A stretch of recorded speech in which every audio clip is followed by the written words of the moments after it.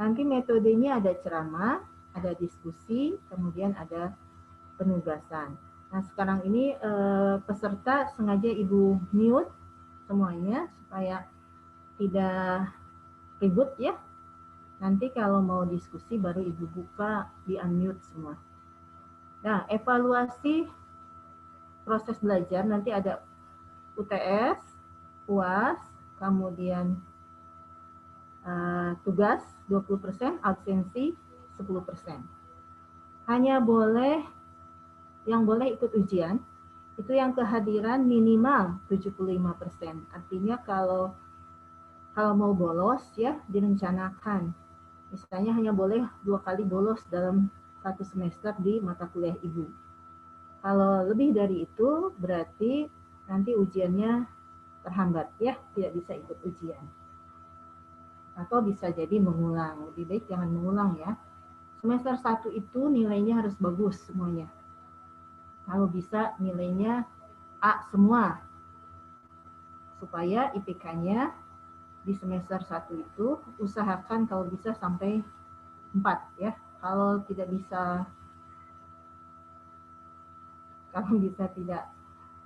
ya 3,5 ya. Jangan sampai IPK di bawah 3 semester 1 karena ini akan berpengaruh terhadap semangat. Kalau semester 1 saja semangatnya sudah kendor, bagaimana semester berikutnya? Jadi harus semangat ya. Kasihan orang tua Anda menyekolahkan Anda, mengkuliahkan Anda sudah bayar, tapi Anda sia-siakan ya. Jadi harus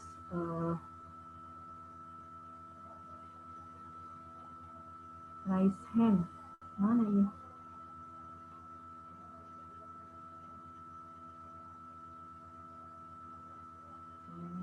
Nanti ya, jangan dulu diskusi nanti belakangan ya. Baik.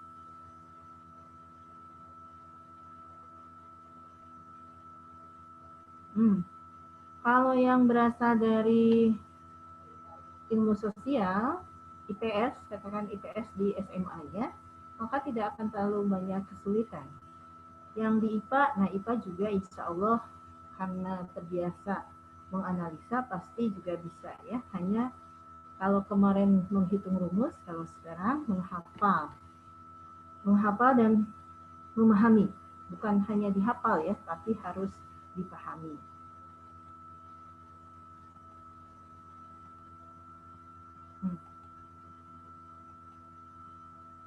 Ini nomor handphone Ibu boleh dicatat ya, sudah ada di WA group. Kalau ada yang penting di WA ke Ibu boleh, tapi mungkin kalau Ibu jawabnya lambat jangan putus asa ya. Mohon maaf karena WA-nya penuh luar biasa. WA grup Ibu lebih dari 50 grup gitu, jadi agak susah. Jadi mungkin respon untuk menjawabnya agak lama, mohon maaf. Tapi insya Allah kalau mau WA, kalau Ibu baca ya pasti dibalas ya. Antropologi itu apa? Ya, kalau kita lihat berdasarkan sisi bahasa, antropos dan logos. Antropos itu berarti manusia, logos adalah ilmu. Sehingga antropologi itu bisa dimaknai sebagai ilmu tentang manusia. Ilmu tentang manusia itu manusia yang mana? Manusia itu bisa manusia masa kini, bisa manusia masa lalu, bisa juga manusia masa depan. Ilmu tentang manusia ya. Nah, kalau menurut Ember,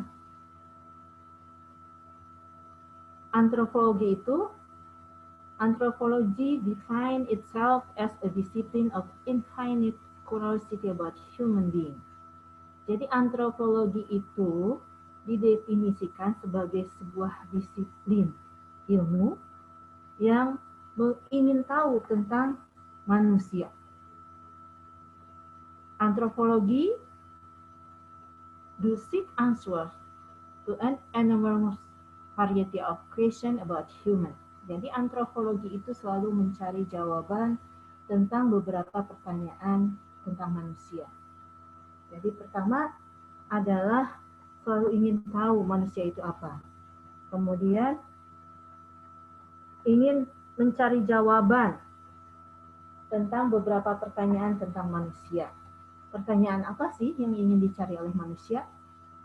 Manusia itu apa? Siapa? Dari mana asalnya? Kemudian bagaimana manusia ini akhirnya? Apakah ada kehidupan setelah kematian? Nah, kalau sudah pertanyaan mendasar seperti itu, kan ya, mulai dari di mana, ya, kapan, di mana, dan kenapa manusia itu ada di muka bumi. Nah, kalau orang Islam kan ada sejarah Nabi Adam dan Hawa, ya. Orang non-Muslim juga ada sejarah tentang Adam dan Eva. Nabi Adam memakan sama Siti Hawa, memakan buah kholdi, kemudian akhirnya diturunkan ke bumi sebagai hukuman dari Allah Subhanahu wa taala. Tadinya mereka berada di sorga. Itu cerita agama. Nah, kalau cerita dari ilmu pengetahuan seperti apa? Kapan manusia ini mulai pertama kali ada di dunia? Di mana? Pertama kali itu diturunkan di mana? Mengapa? Ya. Nah, pertanyaan-pertanyaan itu yang ingin dicari oleh antropologi. Kemudian bagaimana dan mengapa manusia itu berubah setiap saat terjadi perubahan. Kalau melihat sejarahnya Nabi Adam, Siti Hawa, ada yang pernah ke Mekah? Di situ di Jeddah itu ada kuburan Siti Hawa. Panjangnya lebih panjang dari lapak bola, ya. Bisa dibayangkan kalau sepanjang itu berarti zaman dahulu Siti Hawa tubuhnya tinggi, luar biasa. Dalam beberapa cerita di Al-Quran, manusia sebelum Nabi Muhammad itu memiliki tubuh yang tinggi. Tubuh yang tinggi, kemudian umur yang panjang. Nabi Sulaiman saja umurnya sampai berapa? 1000 tahun, ya. Kemudian Nabi Daud misalnya. Nabi Daud juga memiliki topi itu sampai berapa ton beratnya. Bukan berarti Nabi Daudnya sakti, bukan hanya sekedar sakti, tapi memang pada saat itu tubuh Nabi Daud juga tinggi, ya. Nah, di dalam Al-Quran diceritakan bahwa hanya umat Nabi Muhammadlah yang tubuhnya pendek-pendek. Jadi ukuran kita ini ukuran yang kecil-kecil. Ketika Allah memberikan tugas kepada Nabi Muhammad melalui Isra Mi'raj, yaitu apa? Kewajiban kita sholat awalnya 50 waktu. Tapi disarankan oleh nabi-nabi sebelum Nabi Muhammad agar Nabi Muhammad kembali menghadap Allah supaya tugasnya diperingan sampai bolak-balik sampai akhirnya tugas sholat itu hanya 5 waktu. Alasannya karena umat Nabi Muhammad adalah umat yang kecil-kecil dengan umur yang pendek-pendek. Paling panjang umur di dunia ini berapa tahun? Misalnya hanya katakanlah ada yang sampai 120 tahun, ya.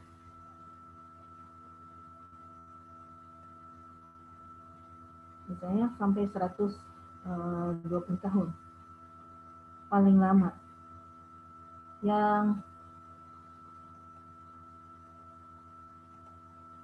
Yang sekarang umumnya angka harapan hidup ya Indonesia hanya 68 tahun.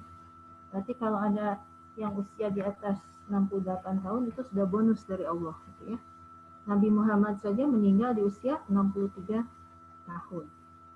Tidak ada yang umurnya sampai ribuan tahun. Nah, zaman dahulu awal-awal manusia ada di muka bumi, tubuhnya tinggi besar, kemudian umurnya panjang-panjang. Nah, itu kemudian berevolusi, terjadi perubahan, ya, terus-menerus. Bagaimana dan mengapa manusia modern, ya, secara fisik itu bervariasi. Ada yang tinggi putih, ada yang hitam pendek misalnya ya, ada yang matanya sipit, ada yang matanya belok, macam-macam, termasuk rambut, ada yang ikal, ada yang lurus. Kemudian bagaimana dan mengapa masyarakat di masa lalu dan di masa sekarang ini juga bervariasi dalam hal kebiasaannya, gagasannya, termasuk praktek-praktek dalam kehidupan sehari-hari. Jadi selalu terjadi perubahan. Nah, ini yang ingin diketahui oleh antropologi ya. Karena itulah kenapa antropologi menjadi sebuah ilmu.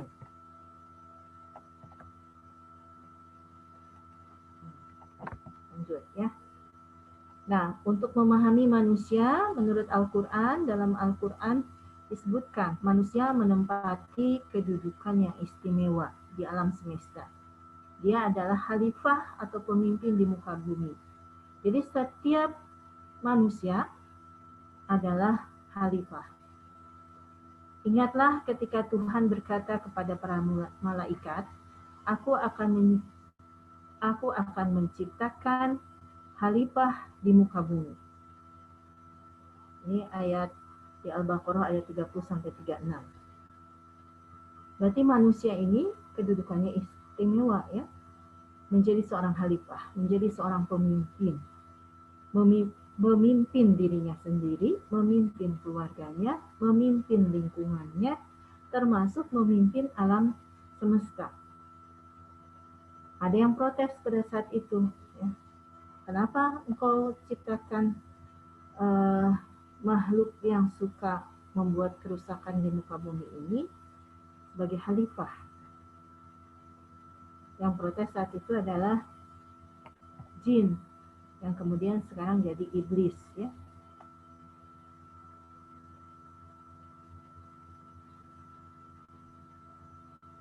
Karena katanya jin itu terbuat dari api, sedangkan manusia terbuat dari tanah. Jadi mana yang lebih mulia, api atau tanah? Nah itu akhirnya yang membuat jin tersebut diusir karena mempertanyakan keputusan Allah tentang manusia. Ya. Kemudian di dalam surat Al-Fat, manusia terdiri dari dua unsur, yaitu jasmani dan rohani. Dari aktivitas berpikir inilah manusia dapat membedakan yang baik dan yang buruk. Jadi di dalam Al-Quran sudah disebutkan bahwa manusia itu memiliki jasmani dan memiliki rohani. Manusia diberi bentuk tubuh yang bagus di antara makhluk-makhluk lainnya. Coba kalau dibayangkan ya, manusia dibandingkan dengan monyet, bagusan mana? Gantengan manusia kan ya. Sejelek-jeleknya manusia kalau dibandingkan dengan monyet pasti lebih ganteng manusia. Seganteng-gantengnya monyet kalau dibandingkan dengan manusia tetap aja gantengan manusia ya. Jadi karena itu memang bentuk tubuhnya sudah yang paling sempurna. Jadi sesungguhnya kami telah menciptakan manusia dalam bentuk yang sebaik-baiknya. Itu Allah sendiri yang sampaikan di dalam Al-Quran. Ya. Surat At-Tin ayat 4. Baik. Nah, fitrah manusia. Untuk apa manusia diciptakan di muka bumi? Wa ma khalaqtul jinna wal insa illa liya'budun. Jadi manusia dan jin itu diciptakan oleh Allah untuk beribadah. Ya. Sehingga kalau kita mampir di dunia, kuliah, itu dalam rangka ibadah kepada Allah. Jadi dunia ini hanya sementara tempat mampir. Nanti pulangnya kita di akhirat. Kehidupan yang kekal itu ada di akhirat. Tapi walaupun tempat mampir, kita harus menjadi manusia yang berkualitas. Yang ibadahnya itu betul-betul ibadah yang berkualitas. Ibadah itu bukan hanya sholat saja. Sholat itu wajib untuk yang muslim ya. Tapi ibadah itu ada yang langsung dengan Allah, ada yang langsung dengan manusia. Kalau dengan manusia apa? Berbuat baik dengan sesama manusia. Menunjukkan kualitas diri, kuliah, nilai bagus, niatkan untuk ibadah. Bukan hanya sekedar untuk mencari gelar sarjana, tapi untuk ibadah, ya. Nah, fitrah manusia menurut pandangan Islam adalah suci dari dosa. Jadi manusia itu tidak menanggung dosa Adam dan Hawa. Tapi manusia menanggung dosa dirinya sendiri. Pada saat lahir suci. Nah, bagaimana dia menjadi Yahudi, menjadi Kristen, menjadi Majusi, menjadi orang baik, menjadi orang jahat, itu sangat ditentukan oleh dirinya sendiri maupun keluarganya.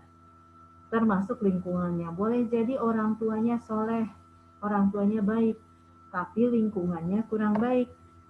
Lingkungan misalnya ternyata lebih dominan mempengaruhi manusia, mempengaruhi anak misalnya. Maka dia akan lebih terbawa oleh lingkungannya. Karena itulah mulai dari sekarang belajar untuk menyortir, menseleksi lingkungan supaya kita bisa memperoleh lingkungan yang baik. Kalau temannya baik, maka akan menjadi orang baik. Maka itu jangan berteman dengan orang jahat, ya. Jangan berteman dengan anak yang tidak soleh. Jadi bertemanlah dengan anak yang soleh. Gimana Bu kalau terlanjur misalnya memiliki lingkungan yang kurang baik? Maka jadilah seperti ikan di laut. Walaupun air laut asin, tapi dia tidak menjadi asin.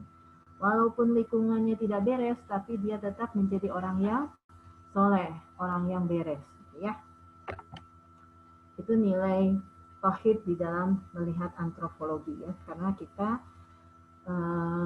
memiliki visi yang menyatu dalam tauhid. Karena itulah maka nilai-nilai ketauhidan harus tetap dimaknai. Allah menciptakan manusia agar mengabdi kepadanya. Dalam surat Al-Zariyat ayat 56 disebutkan, tidakkah aku ciptakan jin dan manusia kecuali untuk mengabdi. Tadi ya sudah disampaikan. Kemudian mengutip pendapat Abdul Majid Al-Jandani, pengabdian kepada Allah itu harus ditempatkan di atas segalanya. Karena pengabdian kepada Allah merupakan jalan hidup yang benar. Jadi kehidupan di dunia bersifat sementara, sedangkan tujuan akhir adalah kehidupan akhirat, menghadap ilahi. Pengabdian kepada Allah harus disadari sebagai tugas pokok agar manusia memperoleh kehidupan yang baik. Gitu ya. Jadi, niatkan, sekali lagi bersihkan niatnya. Niat kuliah itu adalah niat ibadah kepada Allah Subhanahu wa Ta'ala. Bagaimana kalau yang bukan Muslim, Bu? Nah, yang non-Muslim niatkan ibadah kepada Tuhannya masing-masing. Karena masalah agama itu adalah masalah kepercayaan masing-masing, ya. Tetapi karena ini kampus bertauhid, maka semua orang di kampus Universitas Juanda harus beragama. Ya. Agamanya terserah mau agama apa. Tetapi dia meyakini agamanya, menjalankan segala perintah agamanya, dan menjadi orang baik sesuai dengan kepercayaannya masing-masing. Ya. Nah, ilmu antropologi ada beberapa bagian yang diturunkan dari permasalahan yang dipelajari dalam antropologi. Yang pertama, bagian dari antropologi diturunkan dari sejarah terjadinya dan perkembangan manusia sebagai makhluk biologis. Jadi di situ ada antropologi biologi, mempelajari tentang bentuk fisik manusia dan sejarah perkembangannya. Kemudian sejarah terjadinya aneka warna makhluk manusia dipandang dari sudut ciri-ciri tubuhnya. Ini pun masih masuk ke dalam antropologi fisik. Kemudian mempelajari masalah persebaran dan terjadinya aneka warna bahasa yang diucapkan manusia di seluruh dunia. Masalah perkembangan persebaran terjadinya aneka warna kebudayaan. Kemudian masalah dasar dan aneka warna kebudayaan manusia dalam kehidupan masyarakat dan suku bangsa yang tersebar di seluruh muka bumi. Jadi, yang dipelajari antropologi itu mulai dari antropologi fisik, biologi, ya, sampai kepada bahasa, linguistik, budaya, dan perkembangan suku bangsa yang ada di muka bumi saat ini. Ya. Ini jadi cabang-cabangnya, ya. Antropologi biologi. Nah, ada paleoantropologi, ada antropologi fisik. Nah, paleoantropologi ini tadi mempelajari sejarah tentang bentuk fisik manusia, sedangkan antropologi fisik mempelajari ciri-ciri fisik manusia. Kemudian ada antropologi budaya mulai dari etnolinguistik, ini mempelajari tentang bahasa dari bangsa-bangsa, prehistori, sejarah kebudayaan, etnologi, bicara tentang suku bangsa, bangsa-bangsa, ya. Nah, ini cabang-cabangnya. Ada antropologi biologi, kemudian antropologi budaya. Nah, ada etnopsikologi. Kemudian ada antropologi spesialisasi, mulai dari antropologi ekonomi, politik, kependudukan, kesehatan, kesehatan jiwa, pendidikan, perkotaan, antropologi hukum. Semua yang ada manusianya, di situ ada antropologi. Bagaimana dengan kesehatan? Kita tidak mempelajari tentang bagaimana menyembuhkan orang yang sakit, tetapi mempelajari makna sakit dan sehat menurut kebudayaan tertentu. Kemudian bagaimana mencari pengobatan berdasarkan pemaknaan dari masyarakat tersebut, ya.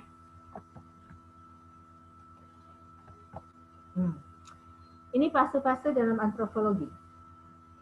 Fase pertama sebelum 1800, antropologi itu masih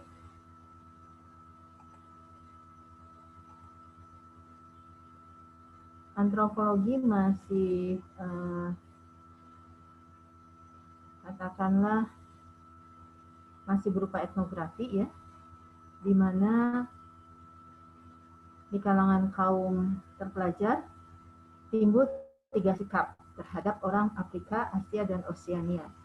Karena pada masa itu,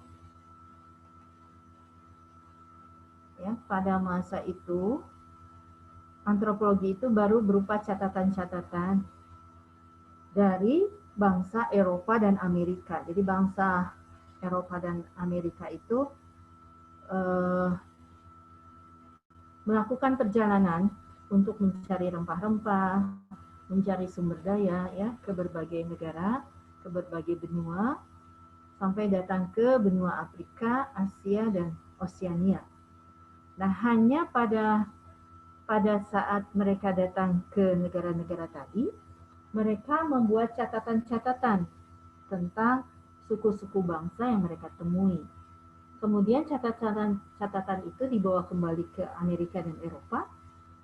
Nah, beberapa orang Amerika melihat suku bangsa di luar Amerika dan Eropa itu sebagai bangsa yang primitif, savage, liar, ya.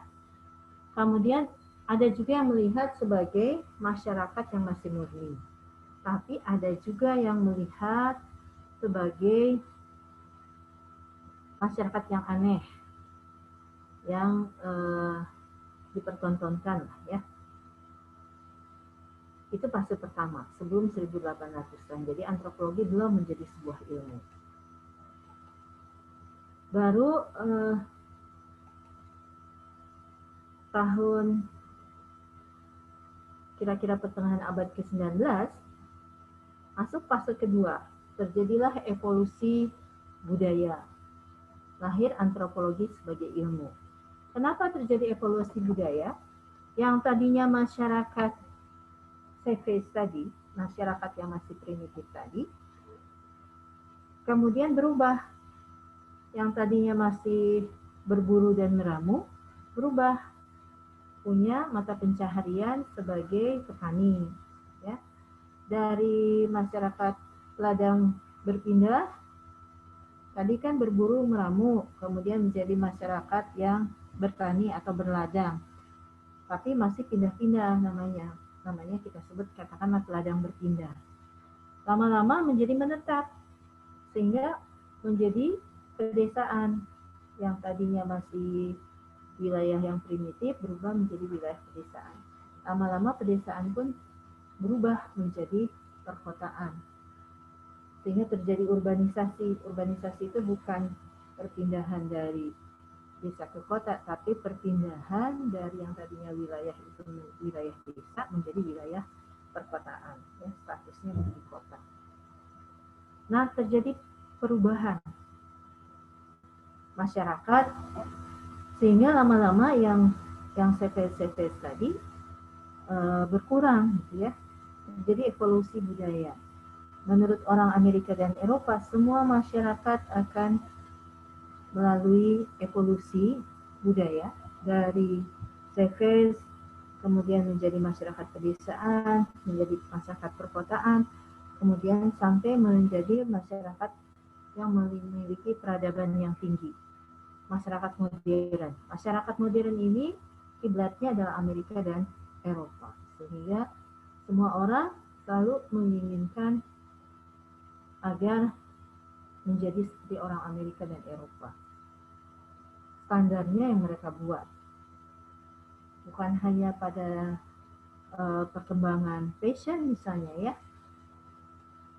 Fashion itu meskipun orang Sunda, orang Jawa misalnya ya, tapi cara berpakaian sudah mirip dengan orang Amerika dan Eropa. Ada nggak misalnya orang selain yang di kantor atau yang lagi ada acara, laki-laki memakai pangsi misalnya, celana hitam, baju hitam, tahu kan celana tradisionalnya orang Sunda. Atau perempuan pakai kebaya. Kalau kondangan iya masih pakai kebaya. Tapi kalau sehari-hari misalnya kayaknya apalagi kuliah misalnya ke kampus pakai kebaya rasanya aneh. Tapi coba pakai celana jeans. Kayaknya itu biasa banget gitu ya. Semua orang laki-laki maupun perempuan menggunakan celana jeans. Ada celana jeans itu berasal dari kebudayaan. Nah, berarti dari sisi pakaian pun kiblat kita sudah ke Amerika Eropa.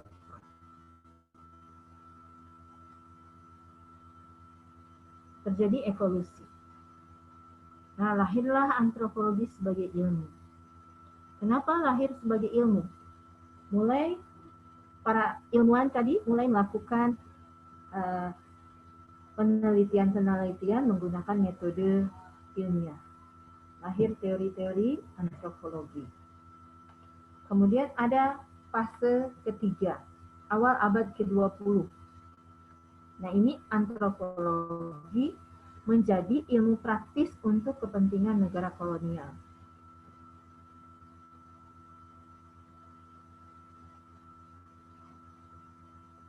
Ini kenapa nih ada yang raise hand nih, 5 orang raise hand. Nia, Fadil, Muhammad Badri, Dafa.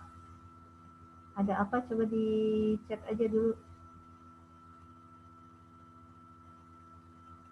Coba Nia ada apa?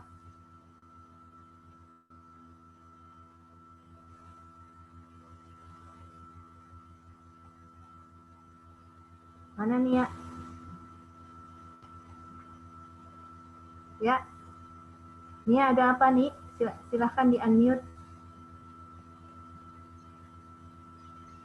Enggak, dikira tadi kan biasanya Zoom waktu kemarin harus pakai raise hand, jadi dikiranya gitu Bu. Oh gitu. Nggak usah pakai raise hand kecuali mau bertanya ya. Ya, silahkan. Ibu Ya, mute lagi ya. Ya. Baik, kita lanjut ya. Gini aja, tulis aja namanya di chat. Kemudian nanti Ibu copy dari chatnya ya. Nanti ke depan ada link pakai Google Form ya untuk absen.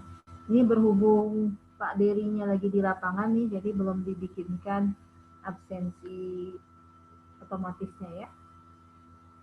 Nah, pada masa fase ketiga ini ada antropolog itu memahami tentang suku-suku bangsa di Asia, Afrika maupun di Oseania ya. Dimanfaatkan oleh para negara kolonial. Salah satunya contohnya adalah Snoeck-Groens ya. Nah, Snoeck-Groens ini dia adalah antropolog asal Belanda. Kemudian diminta oleh Belanda untuk mempelajari masyarakat Aceh. Satu-satunya wilayah Indonesia yang belum dijajah oleh Belanda pada saat itu adalah Aceh. Kemudian Snoeck-Groensnya dikirimlah ke Arab Saudi. Kemudian dia mempelajari Islam, masuk Islam ya, mungkin pura-pura masuk Islam ya, sampai menjadi imam, sampai bacaan Al-Qur'annya bagus semua, persislah seperti orang Islam. Kemudian si antropolog ini dikirim ke Aceh. Nah, di Aceh itu karena bahasa Arabnya fasih ya, kemudian Al-Qur'annya bagus, akhirnya dipercaya oleh orang Aceh. Sehingga dengan mudah si Snoeck-Groens ini kemudian mempelajari budaya orang Aceh. Setelah mempelajari budayanya, kebiasaannya, segala macam nilai-nilai Aceh, hasil penelitiannya itu diserahkan kepada pemerintah Belanda. Oleh pemerintah Belanda kemudian digunakan untuk menaklukkan wilayah Aceh. Antropologinya tidak jahat ya, tetapi memang orangnya saja yang menggunakan hasil penelitian itu untuk kepentingan menjajah orang lain. Sehingga kalau mau menguasai orang lain, kuasailah ilmu antropologi ya. Itu hanya anekdot ya. Nah, kenapa bisa ilmu antropologi itu bisa dijadikan alat untuk kepentingan negara kolonial? Karena antropologi itu kan memahami manusia, memahami bagaimana kebiasaan manusia, bagaimana gagasannya, bagaimana pola pikirnya, adat istiadatnya. Jadi semua dipelajari oleh antropologi. Karena itulah kenapa antropologi menjadi wajib, mata kuliah wajib untuk mahasiswa administrasi publik maupun komunikasi. Administrasi publik itu kan harapannya lulusannya itu bisa menjadi para birokrat salah satunya nih ya. Nanti menjadi para pemimpin, pengambil keputusan. Nah, kalau kita mengambil keputusan, supaya keputusan kita diikuti oleh orang lain, maka kita harus bisa memahami orang lain. Karena itulah penting untuk mempelajari antropologi. Begitupun dengan komunikasi. Komunikasi itu kan berbicara dengan orang lain, berkomunikasi dengan orang lain, mentransfer pesan supaya pesan itu bisa dipahami oleh orang lain. Kalau kita tidak memahami orang lain, maka boleh jadi terjadi miskomunikasi. Contoh, kalau orang Sunda ketemu orang Dayak, orang Sunda itu kan ramah ya, ramahnya luar biasa. Kalau ketemu orang tuh selalu nanya mau kemana, dari mana, bagaimana, keluarganya, segala macam lah, bawel orang Sunda. Kalau mau ke pasar, orang Sunda ketemu orang jalan kaki, itu bisa 2 jam, harusnya 10 menit, bisa nyampe pasar, itu bisa sampai 2 jam. Gara-gara segala ditanya. Nah, orang Dayak nggak begitu. Paling orang Dayak, ini Dayak Maanya nih, mawe hanyu, mayaru kakeru pasyar. Cukup segitu. Tidak ada senyum, cuma tangan aja dilambaikan. Orang kalau tidak paham satu sama lain, orang Dayak lu pengen tahu urusan orang lain, kepo bingit, orang Sunda. Nah, orang Dayak, kata orang Sunda, orang yang sombong, nggak mau nanya, nggak mau jawab, nanya seadanya, misalnya ya. Nah, itu bisa terjadi salah paham. Karena itu butuh saling memahami, butuh mempelajari ilmu tentang manusia. Fase keempat, perkembangan antropologi ini semakin luas nih.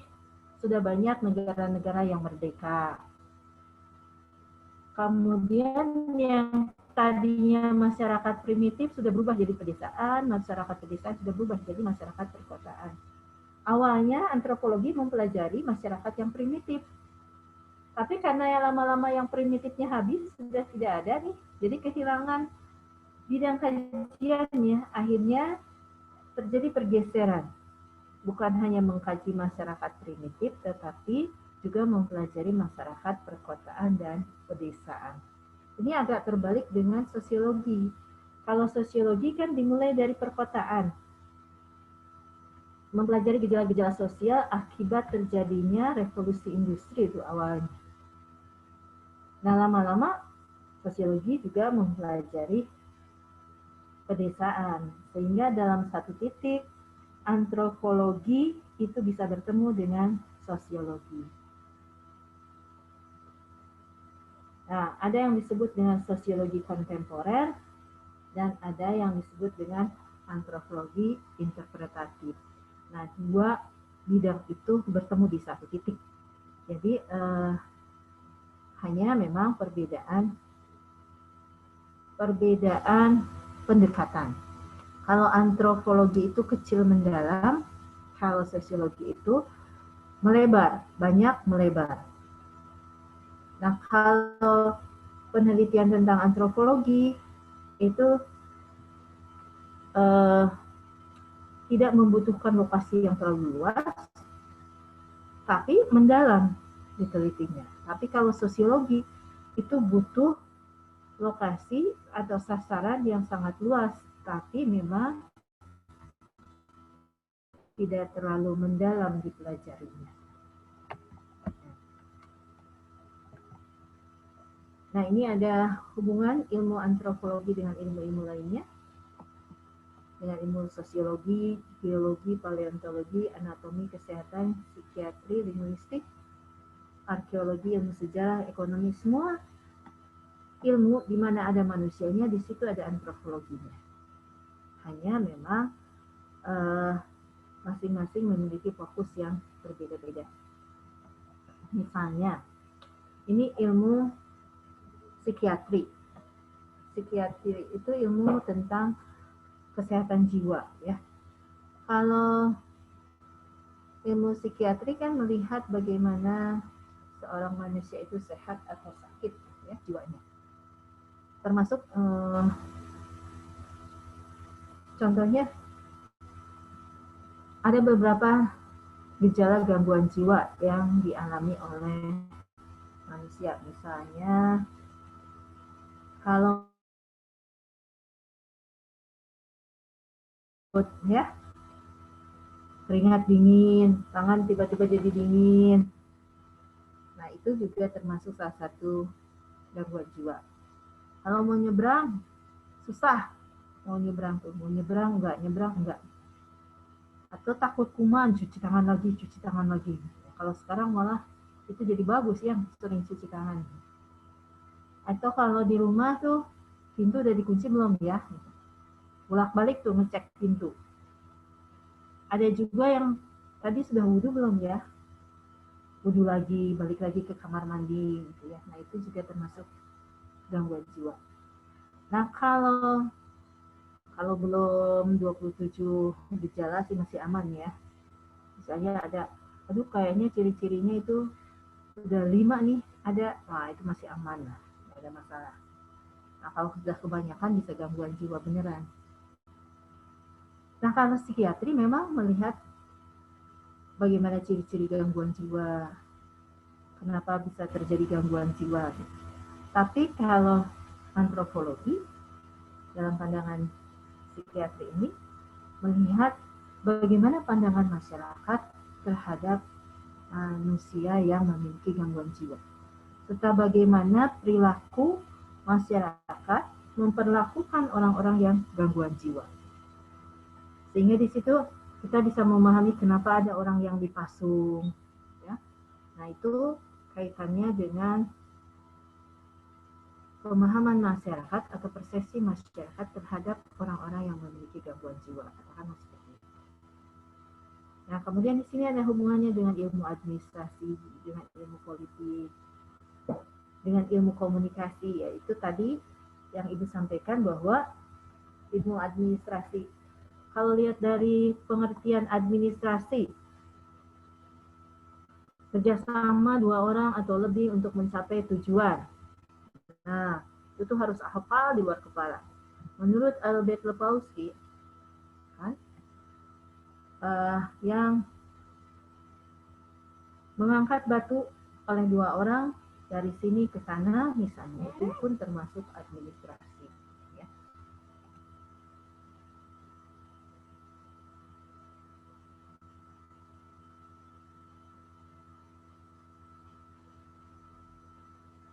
Innalillahi wa inna ilaihi raji'un. Siapa ini? Rafli ya? Rafli neneknya meninggal. Innalillahi, semoga amal ibadahnya diterima ya oleh Allah Subhanahu wa taala. Kemudian diampuni dosa-dosanya, dimasukkan ke surganya Allah ya. Amin.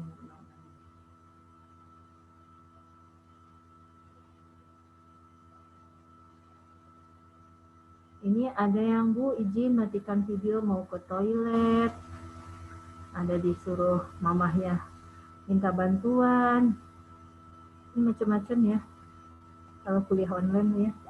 Ini jangan-jangan nih anak-anak cowok nih bawahnya tuh pakai celana pendek kali ya nih. Karena atasnya aja rapih kelihatan, bawahnya celana pendek. Kalau bisa rapi semuanya, seakan-akan sedang di kampus ya. Kalau ke Universitas Juanda jangan sekali-kali pakai celana pendek, nggak boleh ya. Baik perempuan maupun laki-laki. Dan tidak boleh merokok di lingkungan kampus. Jadi ini kampus steril ya. Tidak boleh ada asap rokok. Nggak boleh ada mahasiswa yang melanggar ya. Cara berpakaian yang bagus. Ini mungkin belum sempat disosialisasikan. Berpakaian harus rapi. Laki-laki, perempuan rapi. Laki-laki pakai yang berkerah ya. Kalau pakai kaos yang berkerah. Kalau pakai kemeja atau pakai baju koko boleh. Perempuan juga jangan pakai baju adeknya. Tahu baju adeknya? Baju sempit merecet misalnya dipakai ya. Jadi pakailah baju diri sendiri atau pakai baju kakaknya bolehlah.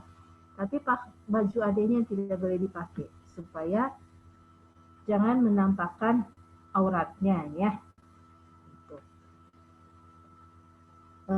Syukur-syukur kalau menggunakan jilbab. Tapi menggunakan jilbab pun tidak cukup. Kalau baju adanya yang dipakai, atasnya aja pakai jilbab, tapi bawahnya misalnya merecet. Nah itu yang tidak boleh ya. Kita lanjut lagi. Nah ini sementara ya.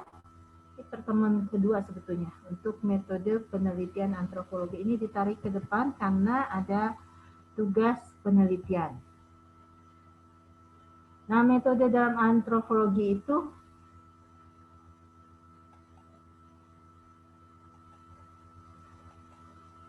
grounded research ya. Kalau grounded research itu berarti turun dulu ke lapangan, kita belum menentukan mencari masalah apa, baru nanti dicari masalahnya apa sih, kemudian siapa yang mengetahui persis tentang berbagai masalah tadi. Ya, ini kan sekarang dalam masa pandemi, karena itulah maka penelitiannya, tugas penelitian nih, tugas pertama, penelitian di rumah, ya, persepsi anggota keluarga tentang virus corona COVID-19 dan tentang protokol kesehatan untuk menghindari dari COVID-19. Bikin catatannya 2 lembar saja ya. Wawancara ya, ibunya diwawancara, bapaknya wawancara, kalau ada si bibinya diwawancara, adiknya, kakaknya semua wawancara, kemudian dibuatlah tulisan bebas dulu. Ibu belum kasih struktur tulisannya, tapi Anda silahkan opini bebas dibuat. Ini tugas pertama adalah mewawancarai seluruh anggota keluarga, persepsi anggota keluarga tentang COVID-19 dan protokol kesehatan terhadap COVID-19 ya.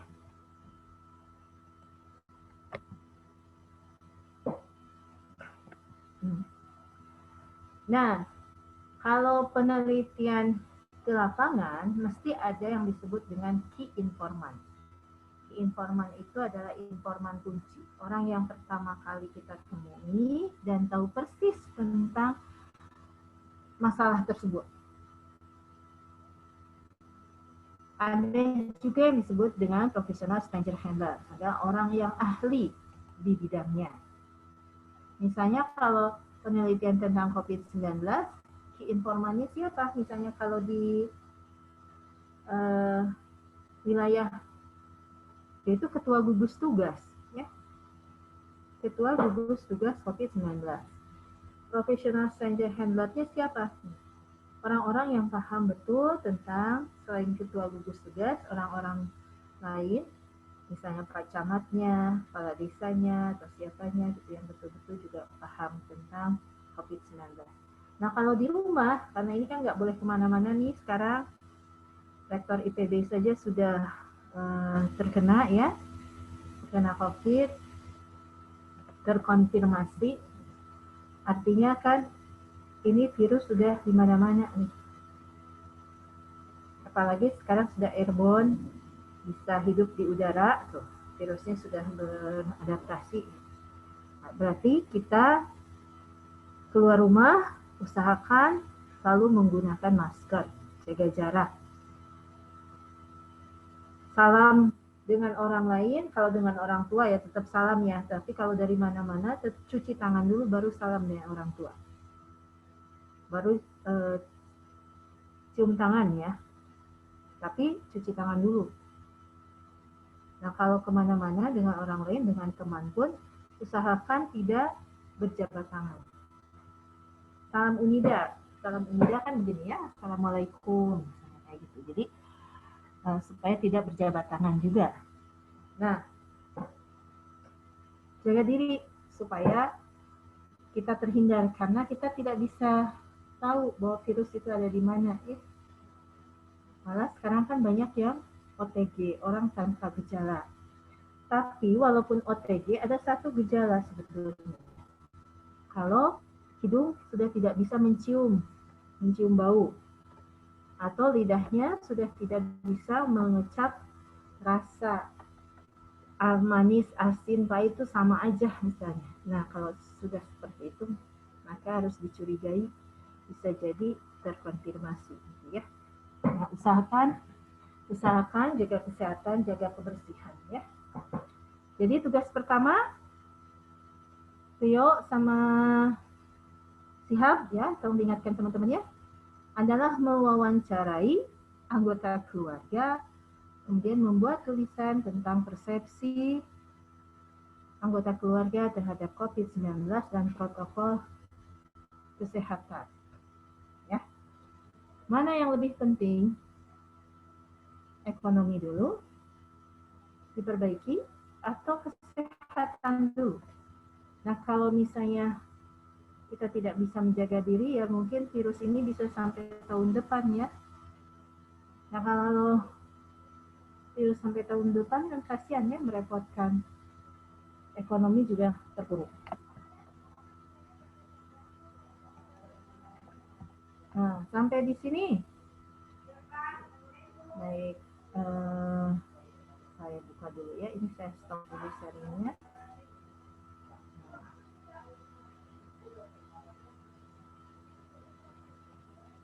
Yang mau Ibu ngeceknya di mana ya? Di chat. Chatnya mana?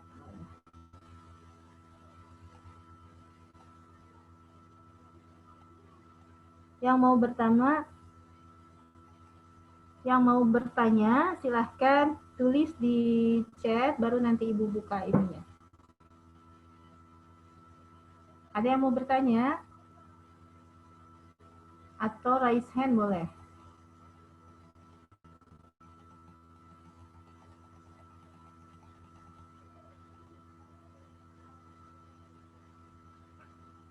Yang mau bertanya ada?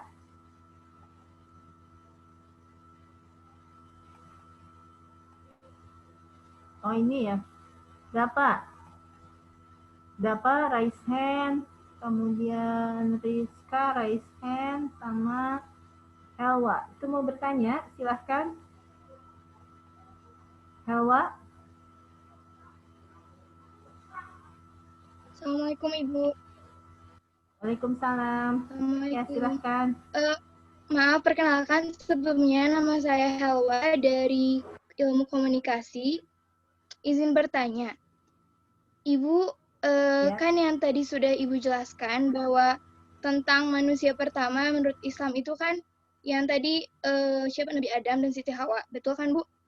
Tapi Ya. kenapa kalau misalnya Nabi Adam dan Siti Hawa ini ada makamnya di Jeddah, tapi kenapa Ibu menurut arkeologi yang pernah saya baca, manusia pertama ini ditemukan di Ethiopia, Bu? Jadi gimana, Bu? Ya, baik. Ya gitu, Bu. Terima kasih. Terima kasih Hawa ya.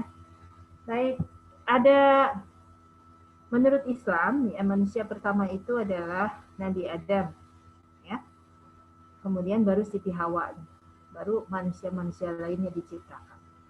Tetapi di dalam antropologi, khususnya salah satunya arkeologi ya, ada kalau kita lihat dari lapisan-lapisan tanah, kemudian ditemukan beberapa fosil.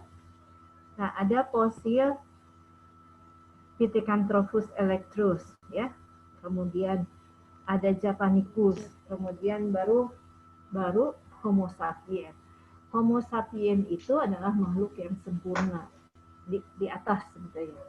Jadi setelah Homo sapiens, sebelum Homo sapiens itu masih ada Pithecanthropus erectus, manusia yang bukan manusia ya, kera yang bertubuh tegak di situ, tapi sudah dianggap manusia.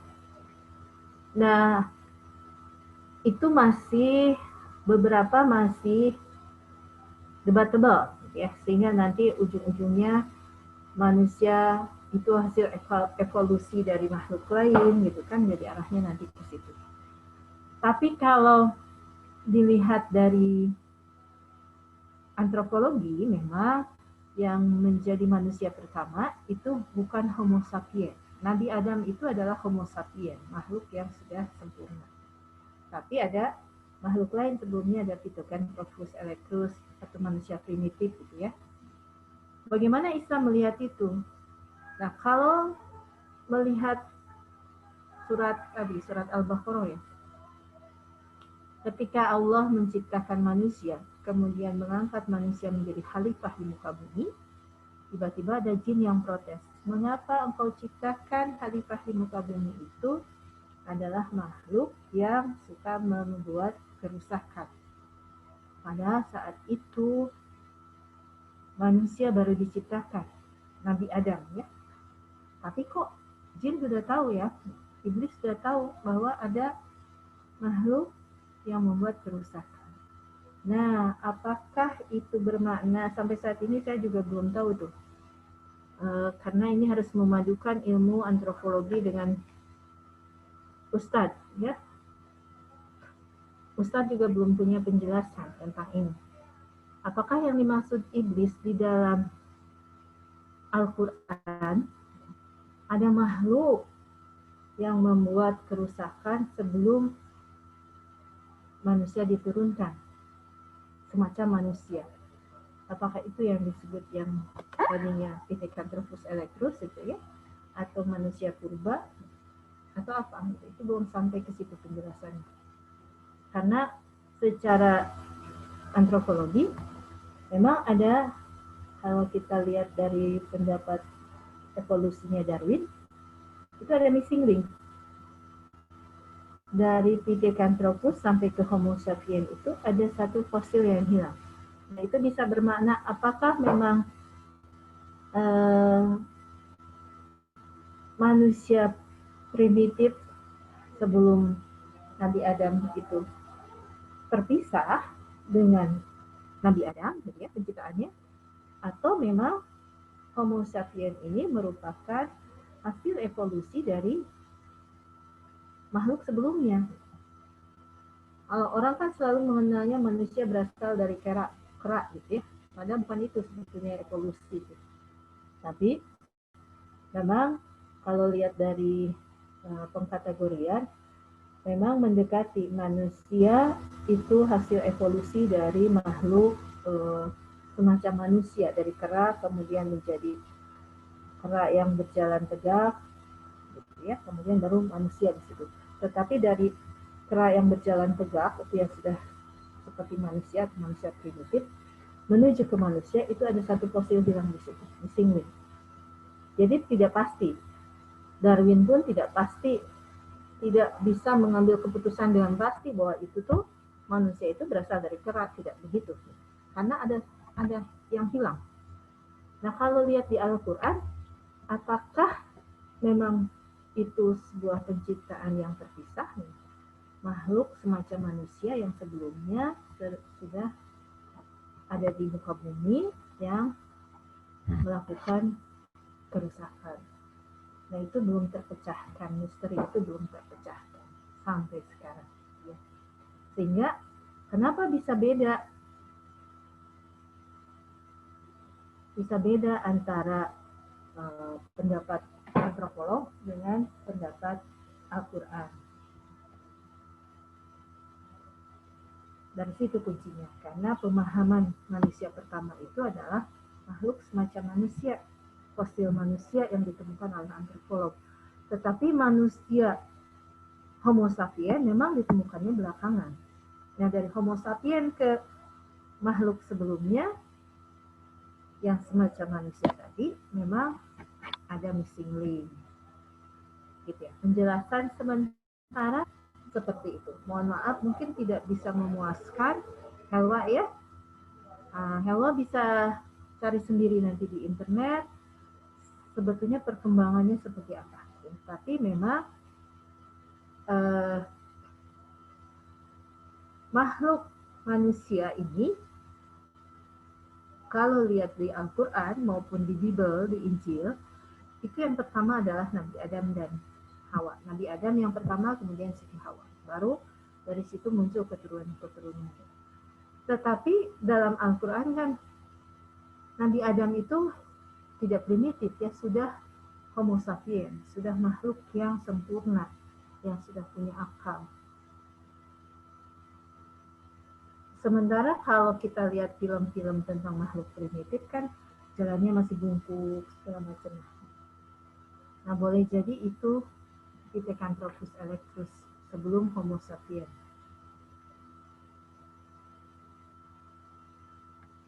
Silahkan menjadi bahan pemikiran bersama ya. Kalau ditanyakan ke Ustadz juga mungkin Ustadz juga agak susah untuk menjawabnya. Apakah betul? Tapi isyarat itu ada. Dalam Al-Quran kan isyarat itu ada. Hanya tafsirnya seperti apa? Apakah memang itu makhluk sebelum manusia atau memang iblis ini diberi pengetahuan oleh Allah tentang kehidupan manusia setelah di muka bumi, ya, itu wallahu a'lam bishawab. Ada lagi yang mau bertanya tadi apa ya?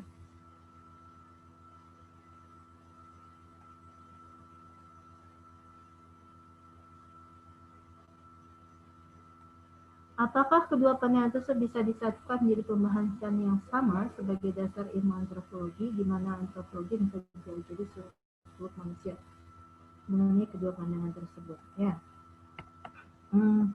antropologi kan dasarnya bukan agama ya. Jadi Maulana Rizik Shihab ya, dari Shihab. Antropologi bukan agama dasarnya, tapi ilmu pengetahuan yang lahir memang dari catatan-catatan kebudayaan sebelumnya. Nah, ketika bertanya tentang makhluk pertama di dunia, semua suku bangsa punya mitologi tersendiri. Misalnya orang Dayak menganggap makhluk pertama di dunia itu adalah orang Dayak. Orang suku Arya Jerman juga sama. Makhluk pertama yang diturunkan oleh Tuhan mereka gitu ya adalah orang Jerman, sehingga orang Jerman itu dia menganggap dirinya paling hebat ya, menganggap dirinya paling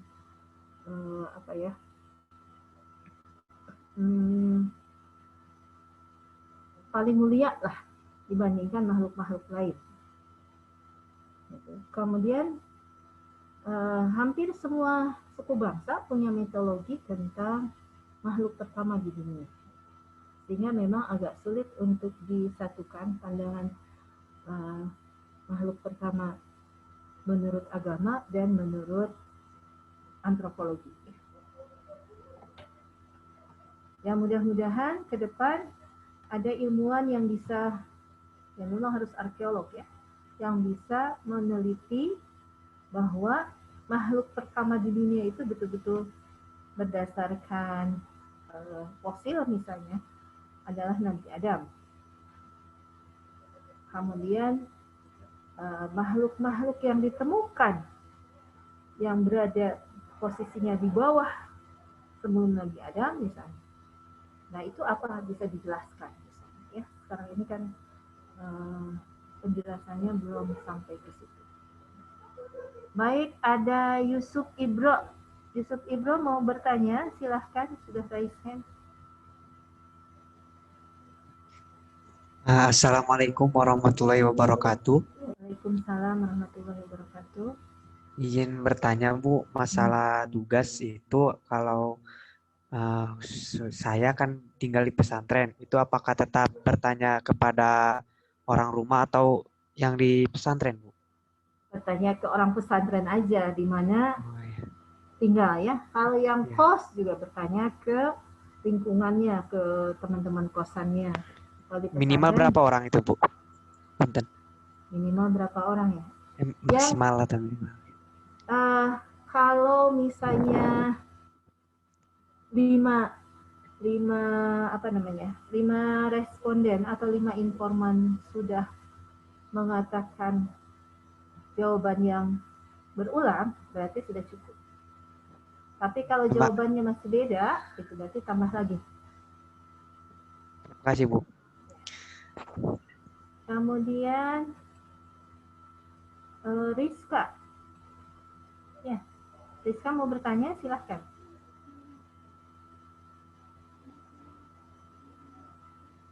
Rizka? Rizka di tempat kah? Kameranya di off ya? Oke, berarti enggak ya? Ya, baik. Kalau tidak ada, kita cukupkan sampai di sini ya. Nanti ini saya lihat dulu ya di ininya dulu. Bentar, dilihat dulu di Unidakulnya.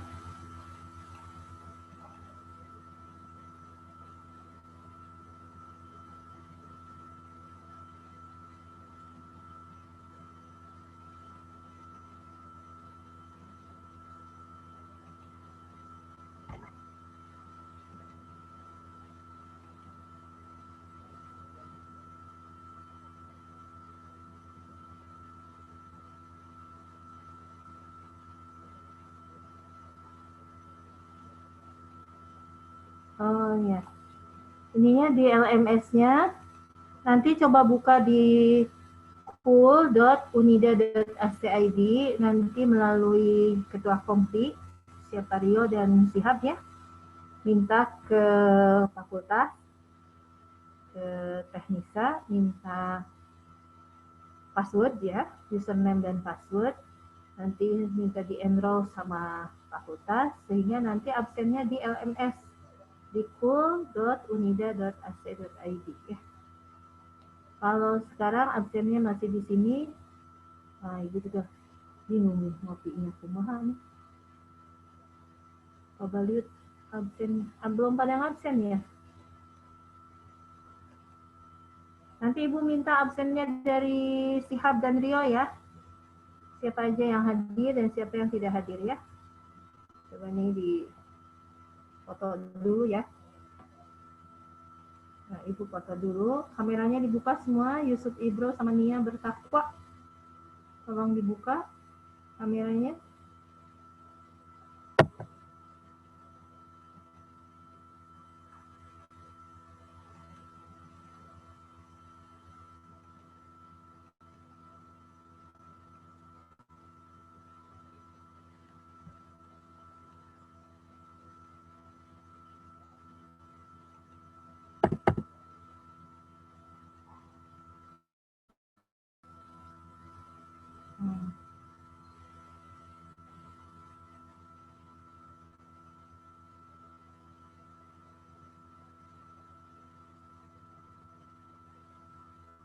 Sifah Kartini, oke. Karima, Ine, Amel, tolong dibuka kameranya.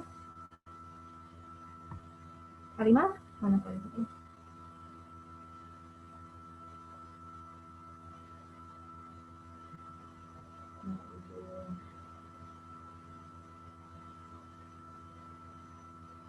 Ine belum buka kamera sama Siti Nurul Hikmah. Sa Amelia, tolong dibuka kameranya. Ini mana ya? Ini nama Karimah belum.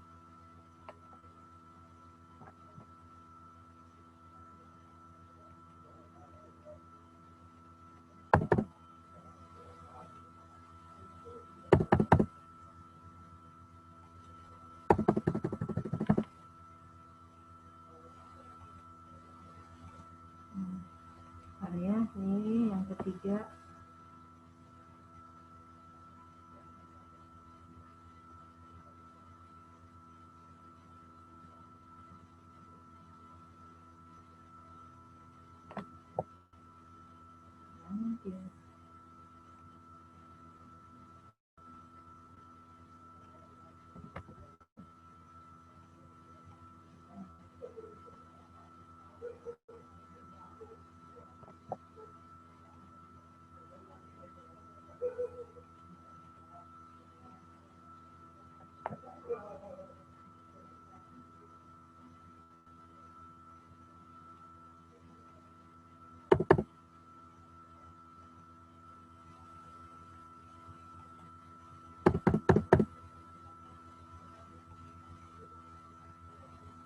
Raffi, Fauzi, Eva.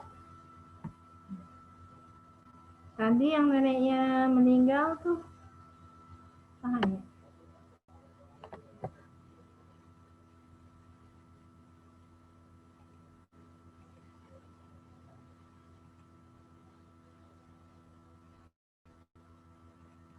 Oke, baik. Terima kasih banyak ya, semua sudah mengikuti kuliah.